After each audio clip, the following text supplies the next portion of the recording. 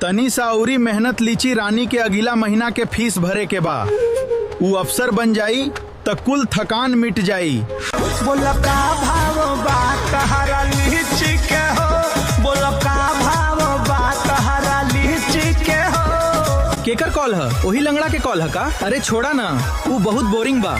पैसा भेज देता उहे काफी बा, अभी तो पार्टी शुरू भइल बा। अनाज तो फिर कीना जाई, लेकिन हमार लीची रानी का साल ना खराब होके के चाही।